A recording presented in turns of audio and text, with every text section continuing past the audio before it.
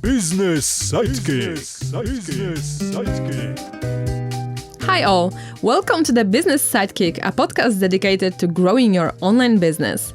In the previous episode, you've learned basic SEO definitions, how to find out what are the most important keywords for you, and how to divide content on your website so it's optimized for SEO.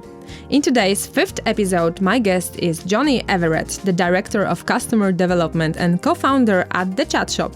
Johnny shares with you knowledge about how to plan online selling right from the start. Enjoy! Business Sidekick.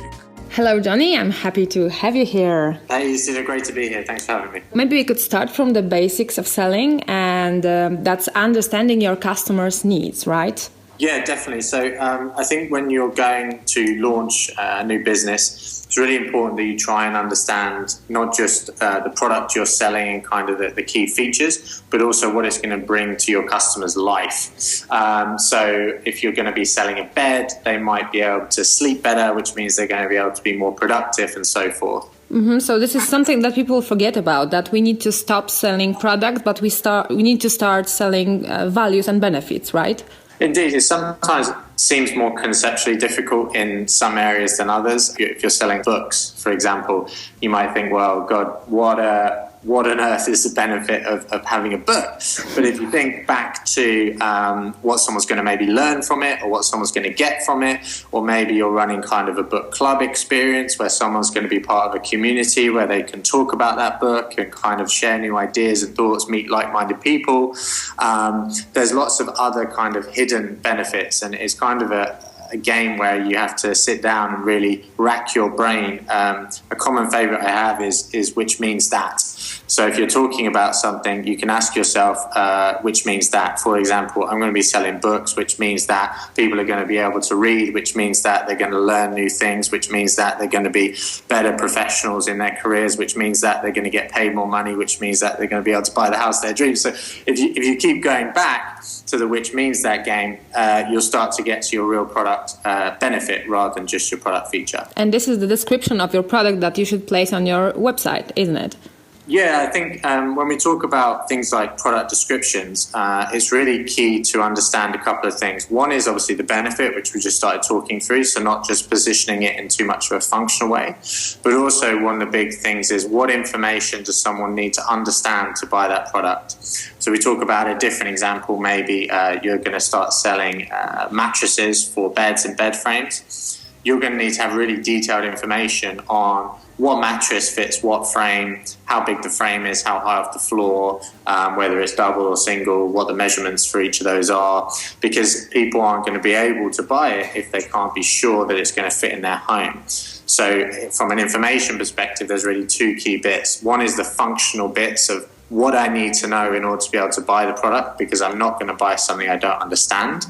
And the second thing is, what value is that product going to bring to me? Is it purely functional, or are there some benefits, some more exciting things that are going to impact my life that we can actually talk about in that description as well? But there is also another thing that we need to add to our website, right? It's a high quality photo of a product, yes?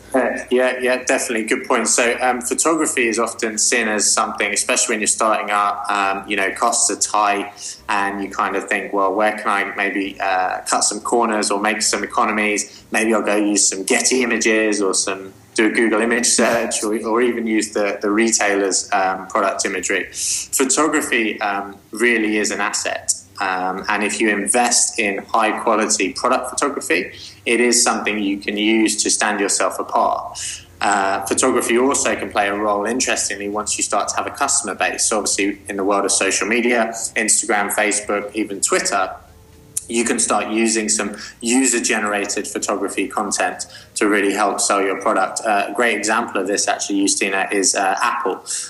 You'll probably seen the big billboards around, right, where it's a certain beautiful photo, and it will be a photo that was taken on the iPhone 6. That's a really clever idea in terms of getting really awesome photography and seeing your product in situ, and it helps the customers kind of visualize it in their lives as well, because it's not just studio photography, it's also end user photography, me drinking from my cup or me using the football I bought or whatever it is I've bought from you guys. Yeah, it's also a great practice to share photos of your customers, isn't it? Most definitely, and using them as traction to grow a base, grow more interest, identifying, for example, the relevant hashtags for your market. So, if you're selling dresses, you might have the fashion and the fast fashion, and I'm not up on dress hashtags, by the way, so you might want to research this yourself. But understanding where are my audience, and propagating end user content and sharing it and resharing it with the relevant hashtags to get it to a wider community as well. Mm-hmm. We have pictures, we have description, but it's not all, because we also have to have e-commerce platform, right? Yeah, indeed, definitely. So depending on how you want to get started, there's a couple of options. I'd probably recommend going with a built-for-purpose e-commerce platform. So a good example of one is Shopify. Good friend of mine, Alex, over at We Make Websites, they're a good Shopify expert if someone wants to check them out. Shopify is a really simple tool, comes with a payment system out of the box, comes with analytics out of the box. And the transaction fees are normally much better. So you need a way to have a system that's going to give you the reporting you need, that's going to be built with e-commerce in mind, and preferably have some payment options right out of the box that you can just get going with and start making some money from day one. So all you have to do is to contact Shopify, for example, and they will do everything for you, right? Yeah, you get the platform. It's all pretty plug and play, and it has kind of the core features you're going to need to get started with a store. So yeah, Shopify is one. You could also check out Magento or BigCommerce, but Shopify is a very good platform. And if you want some more good tips on selling products and stuff, We Make Websites is a good site to check out as well. Mm-hmm. Some e-commerce shops, for example, like you to register, even if you want to make only one purchase. Do you think it's a good idea? It's a tough one, isn't it? So I think there's always going to be a trade-off between what's valuable to you as a business owner and what's valuable to your customer. So from a customer perspective, I want something to be easy.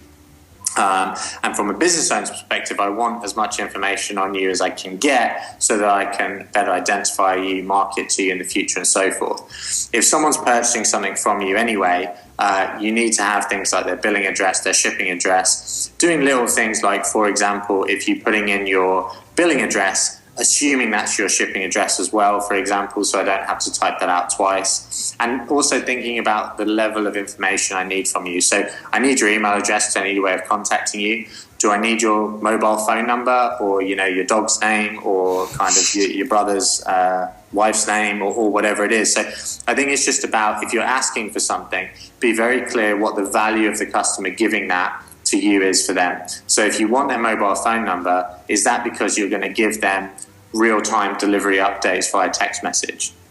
You could position that, for example, as an opt-in service, and therefore, okay, if I want that, I'm going to give you my number because I'm going to get value from it.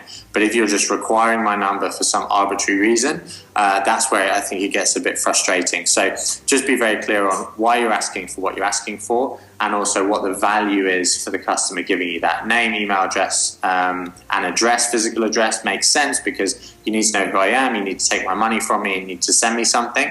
But anything above that can be a little bit frustrating. So just give people the options to opt into things. And if you want to gather more information, consider stuff like what's called progressive profiling, which basically means that first time I ask you for the bare bones, basic stuff. How do I get this product to you? Where do you live? And I get that information. And then next time, maybe I ask you for something else that's relevant. And then next time, maybe I ask you for something else that's relevant. So you're building their trust the more that they trust you, rather than kind of just going, okay, all up front, tell me everything about you since you were born to date in order to buy this, T-shirt. It just has to be relevant to the purchase and has to be clear in terms of value for the consumer to give it to. Mm-hmm. So once you have the customer's data, it is very important to stay in touch after the purchase, isn't it? Yeah, so building a list, especially in areas like e-commerce, is invaluable. And I definitely suggest doing it from day one. There's some good free email grabbing tools out there. A company called SumoMe, they have some good products that you can check out, which basically give you opportunities to grab people's details. Again, I think you need to understand, why would they share their email address to you? Why would they sign up to newsletter? A lot of the retailers we work with will normally give some sort of discount. So maybe a discount for likes on Facebook, or maybe a discount for an email address. Once they opt in, a voucher for when they buy something next time.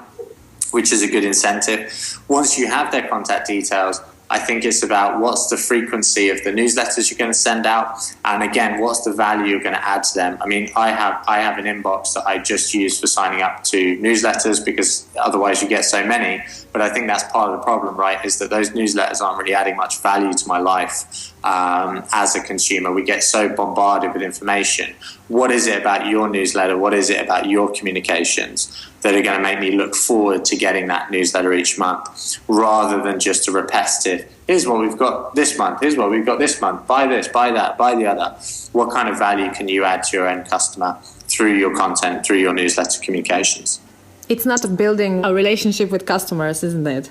Yeah, most definitely. And you know, being selfless, right? So you want to sell stuff, which is cool. That's fine. We can all get down with that. But someone has to want to buy it. And if someone wants to buy it, part of that is about giving value to get value, right? So being a bit selfless, thinking about them first, and then you'd be surprised at the kind of end benefit you get from that, because we're positioning ourselves as someone interesting, valuable, that someone wants to be a part of, and therefore we're building a brand there essentially, rather than just selling product. Okay, so thank you very much for this chat. No problem. Thanks for having me, Justina. To sum it up, online selling is not only about gaining customers and making them pay for your products. If you have listened to the third episode of Business Sidekick, the secret of damn good copy that sells, you remember that you cannot sell only your product. You need to sell its benefits rather than just features. But you also need to remember that you need to give some functional information about your product, how heavy it is or how it can be used. The next thing you need to focus on is good quality of product pictures. People won't be able to get to your store to check if they like what they see, so it's very important to make good pictures that show different angles of your product. And don't you think about using stock photos. You can use your customers' pictures instead, and actually, it's a good way of promoting your business on social media. Once you have your website prepared, you need to have an e-commerce platform so customers can purchase your products and be able to pay for them. Shopify, Magento or BigCommerce can come in handy here. Remember to gather information about your customers from day one, but maybe don't try to do that at one time. At the beginning, you can ask them to provide you shipping and billing addresses and their email. Later, you can ask them for more information that will be relevant for you. Last but not least, remember to think about your customers first. Don't send them emails with information what kind of new stuff you have. Think about what value you can give them so they look forward to your newsletters. You can give them discounts and vouchers. Maybe you can give them tips and tricks that will be useful for them. Just make sure that your customers see that you want to give them value with your communication, and thanks to that, you will build a bond of trust between them and your brand. Business Sidekick. That's all for today. I hope you liked this episode of Business Sidekick and that you've learned something valuable from my chat with Johnny. Don't forget to hit the subscribe button to stay in touch. In the next episode, you'll get some insights into how to increase your website traffic. Hear you in 2 weeks. Take care. This podcast was brought to you by LiveDart.